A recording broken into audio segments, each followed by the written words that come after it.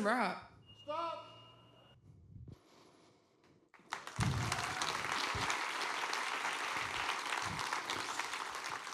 Good afternoon, everyone.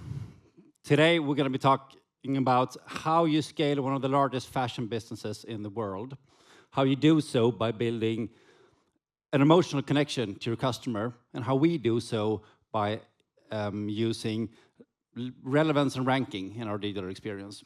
So my name is Lars Gezelius, and I'm the Global Head of Digital at H&M.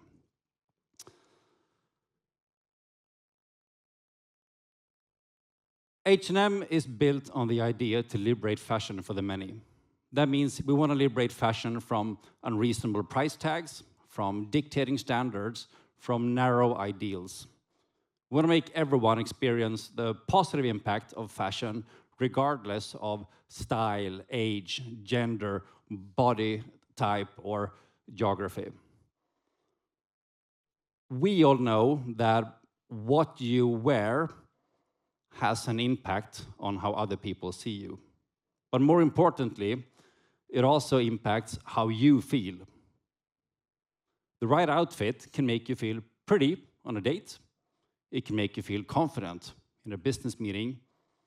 It can make you feel radiant in a club or relaxed on a Sunday afternoon.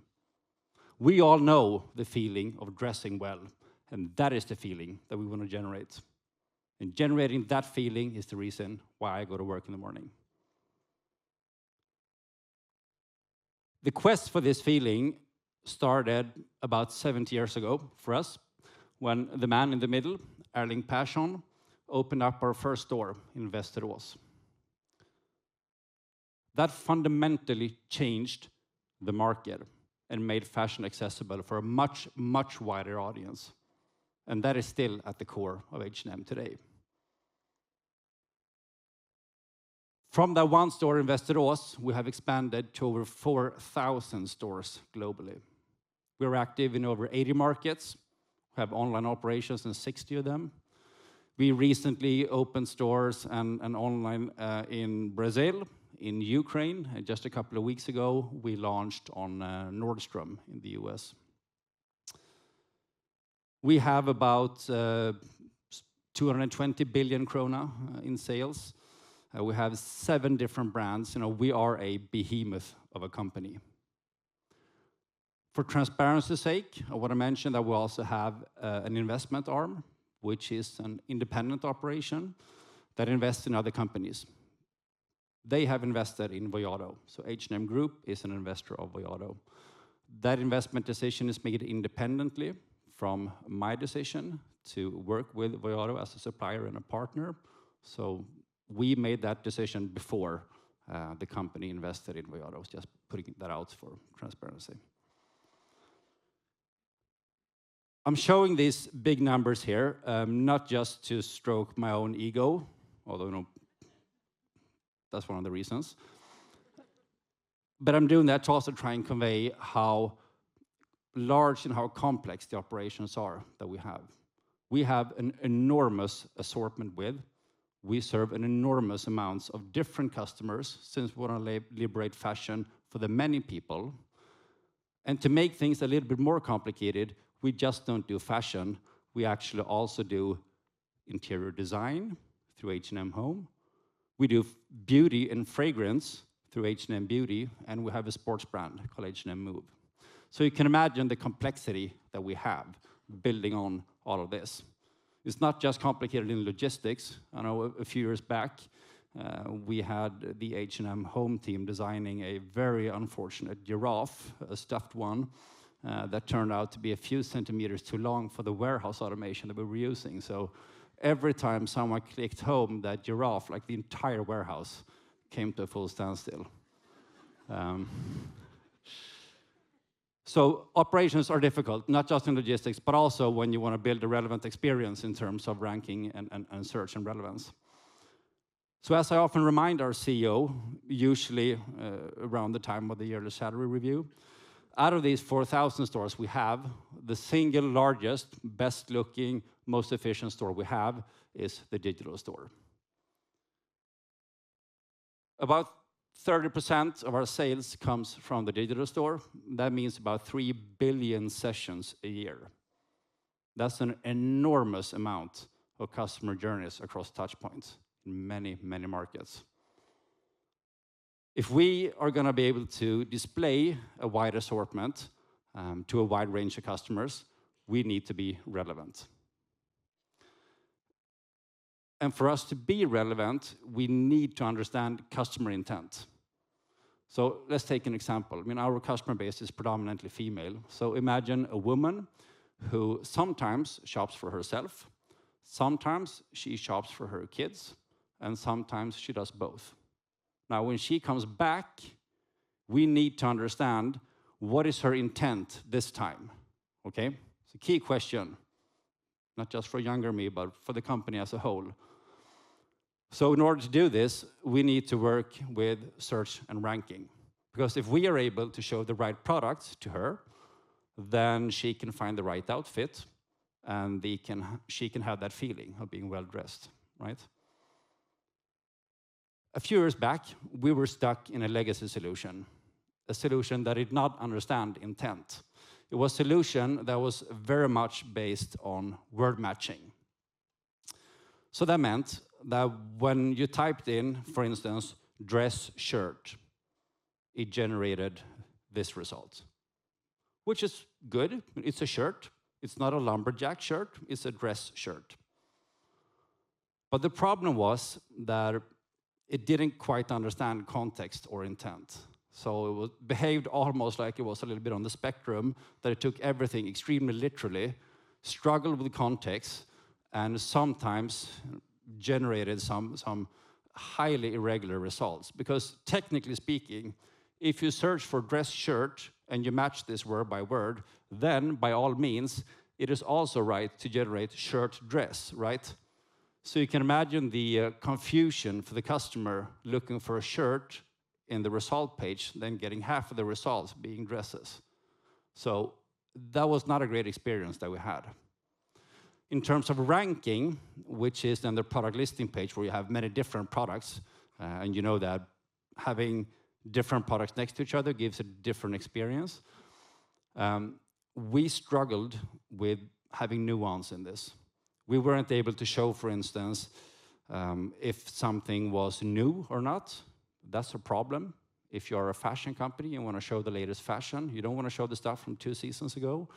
We weren't able to show if, or rank them if the products were out of stock or not. So you also don't want to show a long list of things that you can't buy. That's not good for business. So the ranking we had pretty much based everything on clicks. And that might be okay if you're a marketplace and you want to show top-selling products. You know, for us, though, just looking at clicks, the ranking we had essentially looked something like this. Because we sell a lot of socks, you know? And they're great socks, you know, great value for money. Please buy them. But it doesn't quite spark that feeling that we spoke about, right? So we needed a change, and we had some tough decisions to make. So one of the first questions or discussion topics we had was, of course, you know, let's build our own solution. This was a few years back. We decided to hire a guy named Carl, who I believe is with us in the audience, who came from Walmart and had worked on their internally built solution. So we had a lot of experience from search.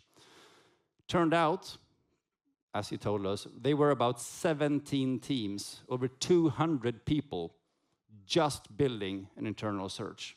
Now we are about maybe, I don't know, 500, 600 people or so, running the entire e-com of H&M globally. Spending, 200 of them just doing search seemed a little bit disproportionate. And honestly speaking, we are not a tech company. We are a tech-enabled fashion company. So we decided to simply partner up with an expert in the area. So we looked around. We made a decent due diligence. There are many companies out there who work with the search. Some of them have fantastic underlying solutions. We had some very tough real business cases that we could share and challenges that comes with the scale that we operate at. We saw that although some of the solutions were amazing technically, they didn't offer any flexibility, or at least low level of flexibility. We know that as a fashion company, we sometimes want to curate things. We want to be able to manually say that these pieces should go together because it's a more inspiring experience. It's a small part of the experience, but it's an important one. And that was difficult to find. And if the options had that, it was often very poor tooling. We usually do this on a local market level, which means we need to have up to 60 markets working in this tooling. So user friendliness is important for us. So all in all, looking at the market, we found Voyado to be the best fit for us, and we partner up with them. Now, this wasn't exactly a simple handoff. It's not as if they had a ready solution that we could just deploy and everything was dandy. They had a great core, but we needed to work together, true partnership, to make sure to solve for all the business complications that we had. So we spent the next 2 years solving those challenges together and then rolling this out into other markets. We finished this rollout roughly a year ago. So since a year, we've been live in all markets. And we've been very happy with the results working with Elevate. What we saw immediately was that the number of search results where you get 0 hits was reduced by 50%. We saw that the number of people completely leaving dropped by 30%. And we saw that the people doing soft exits, which means you do something completely different than search, that dropped by 80%. So big improvement. When we looked at ranking, we saw that we had a lot more nuance. We could all of a sudden cater to things not being in stock. We could look at purchases. We could look at add to bag. We could look at revenue.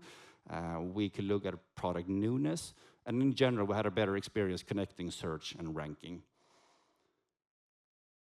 Flexibility worked a lot better, saved us a lot of time, given the scale that we operate at. We could curate. It was easy. It didn't require extensive training for the teams. And then lastly, we had speed, where the changes we made, for instance, in things selling out, that triggered a change in ranking almost instantaneously. So as soon as something sells out, it starts to rank down. Whereas previously, we had to do batch jobs, for waiting 24 to 48 hours. So that was a big step forward for us. So happy about that. All in all, this shift positioned us in a much better place than where we were a few years back. That meant that we as an organization came to sort of a next stop. Once you have caught up, then it's time to look into the future.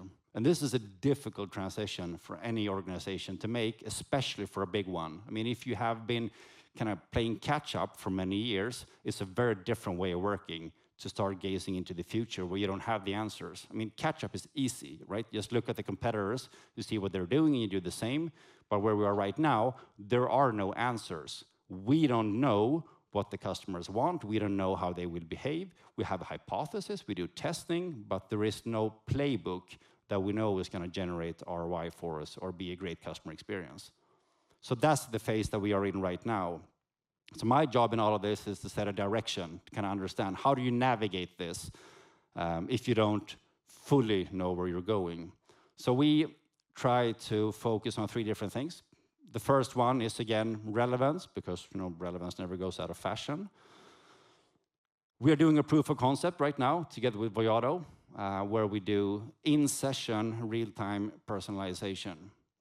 So that means if you take the example earlier from the woman shopping for herself and for her kids, we can now in real time change the search result and the ranking results that she gets automatically. So if she is initially searching for kids' clothes, and then we notice that she starts clicking on the women clothes, we can change the ranking. So when she puts in t-shirt, she then gets women t-shirts instead of kids t-shirts. All of this automatically personalized in real time. Super, super interesting. We just concluded the first test, very positive results. We're going to continue working on this together with Voyado. The second part that we try to use to navigate is curiosity. An organization that is not curious at this point in time comes to a standstill. So my job is to enable people to be curious. I want to have our teams be hungry, push the borders of what we can do. That means following up on the things they want to try. It means pushing our partners.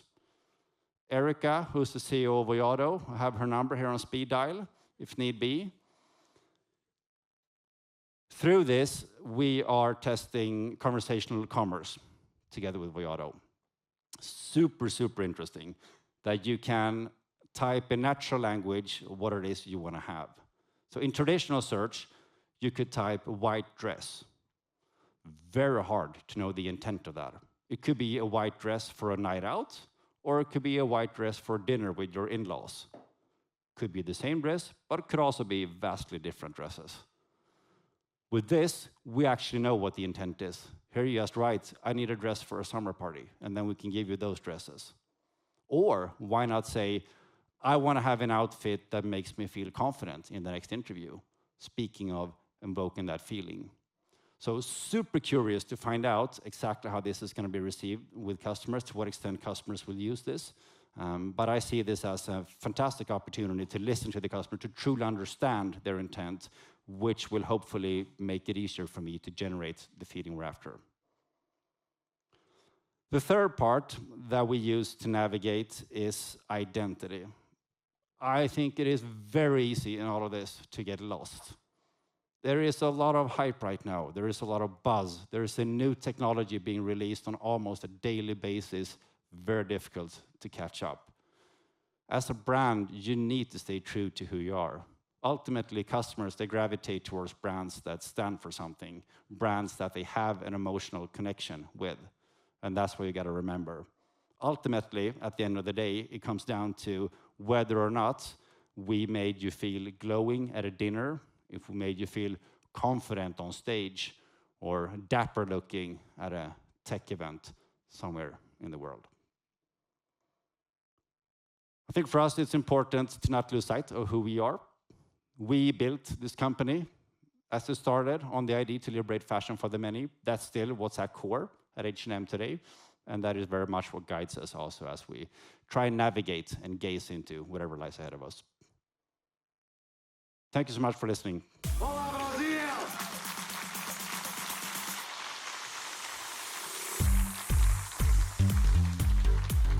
Thank you. What a fantastic presentation. Thank you so much for sharing the things that you're working on and giving the audience some insight into how you work with your strategy in a really intentional way. I think the final question that I have for you is, you mentioned that there's so much happening, right? There's new technology being released all the time, and you've set a really clear direction in being curious. You know, you have the strategy to fall back on. But if you think about the audience here today, what's a piece of advice that you would want to give everyone that they can bring with them to their teams around how do you handle the fast pace of what's going on right now? I think it's important to be able to have a couple of thoughts in your head at the same time. I think you still need to operate whatever business you have today efficiently. Or like operational excellence today is going to secure revenues today, which will be needed to invest into the future. Although we talk about AI, we haven't seen an enormous change in customer behavior yet. I mean, you would imagine, just reading the newspapers, that 30, 40, 50% of our traffic should be coming from LLMs. We don't see that. And we work closely with all the big LLMs. We have direct partnerships with them. But for us right now, the traffic coming from there is negligible. That doesn't mean that it's not going to happen in the future, but you can't forget about your present business. So do both. Invest in your current business, and then you need to be able to prepare for what's coming ahead. We have separated this into 3 horizons, essentially, that we're working with. So we have kind of the core business right now. We have the next shift that we are pretty confident is going to happen within the next 12 months. But then we also have a horizon 3, where we look into much more exponential development, that we say, what happens if customer behaviors change exponentially? Like, what would that place us as a company? Where do we play a part in the ecosystem? Well, how does that affect our brand? And what do we need to do to shift then? Are there enablers that we could start working on today so that we don't lag behind if that happens? So I think working on different horizons, I think, is important when you don't know what the future looks like. Excellent. I'm hearing staying grounded and close to your strategy and having some really sound scenario planning. Exactly. Thank you very much, Lars. Please give it up for Lars, Thank you. everyone.